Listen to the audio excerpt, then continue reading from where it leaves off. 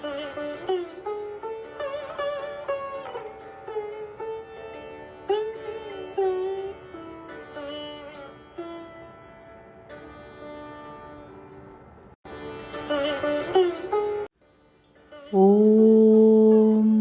यथाग्नेर्दाहिका शक्ति रामकृष्णे स्थिता हिया सर्वविद्यास्वरूपां तां शारदां প্রণমাম্যহম।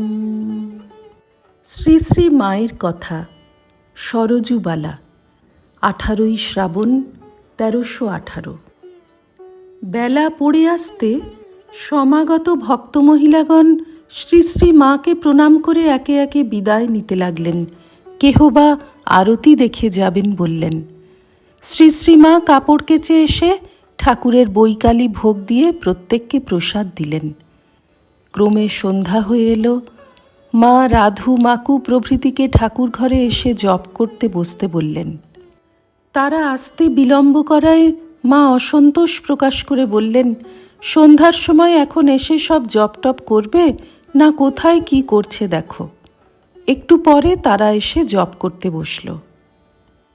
পূজনীয় গোলাপমা, যোগিনমা প্রভৃতি এসে সন্ধ্যাকালে ভক্তিভরে শ্রী শ্রী মায়ের পদধূলি গ্রহণ করলেন। মা তাঁদের মাথায় হাত দিয়ে আশীর্বাদ করলেন। কারোবা চিবুক স্পর্শ করে চুমো খেলেন, আবার হাত জোড় করে নমস্কারও করলেন। তারপর ঠাকুর প্রণাম করে একখানি আসন পেতে জপে বসলেন। সন্ধ্যারতির উদ্যোগ হচ্ছে। শ্রী শ্রীমা কিছুক্ষণ পরে জপ শেষ করে উঠলেন। বাসা হতে একটি ছেলে নিতে এসেছে। মায়ের কাছে বিদায় নিতে গিয়ে বললুম, মা, কই সেদিনকার সেই কাপড়খানি তো পরলেন না? মা বললেন, তাই তো মা, তখন মনে করে দিলে কই। প্রণাম করে বাসায় ফিরলুম। স্কুলের কাজের জন্য শীঘ্র আর মায়ের কাছে যেতে সময় পাইনি। অনেক দিন পরে আজ আবার মায়ের পদপ্রান্তে গিয়ে বসতেই মা কত আনন্দ করতে লাগলেন। ভূদেব মহাভারত পড়ছিল। ছেলে মানুষ, পড়তে দেরি হচ্ছিল। মাকে এখন শীঘ্র উঠতে হবে, কারণ প্রায় সন্ধ্যা হয়ে এলো। সেজন্য তিনি ভূদেবকে বললেন, একে দে, এ জলের মতো পড়ে দেবে এখন।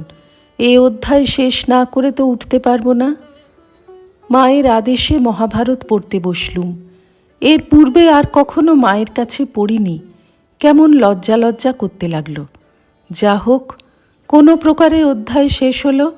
মহাভারতকে মা হাত জোড় করে প্রণাম করে উঠে পড়লেন এবং আমরা সকলে ঠাকুর ঘরে আরতি দেখতে গেলুম। মা নির্দিষ্ট আসনে গিয়ে জপে বসলেন।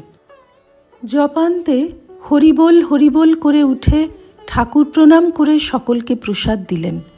কথায় কথায় কর্মের কথা উঠল। মা বললেন, সর্বদা কাজ করতে হয়, কাজে দেহ মন ভালো থাকে।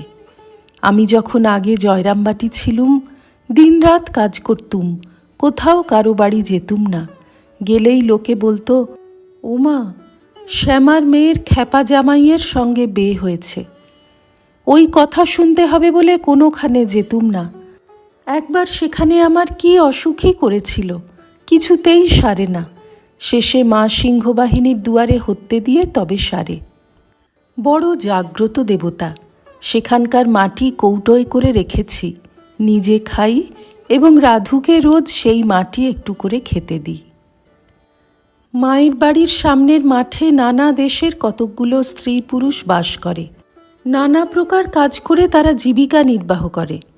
তার মধ্যে একজনের উপপত্নী ছিল, উভয়ে একত্রেই বাস করত। ওই উপপত্নীর কঠিন পীড়া হয়েছিল। মা ওই কথার উল্লেখ করে বললেন, কি সেবাটাই করেছে মা, এমন দেখিনি। একেই বলে সেবা, একেই বলে টান। এই বলে ওই রূপে তার সেবার কতই সুখ্যাতি করতে লাগলেন। উপপত্নীর সেবা আমরা উহা দেখলে ঘৃণায় নাসিকা কুঞ্চিত করতুম, সন্দেহ নাই। মন্দের মধ্য হতেও ভালোটুকু যে নিতে হয়, তা কি আমরা জানি?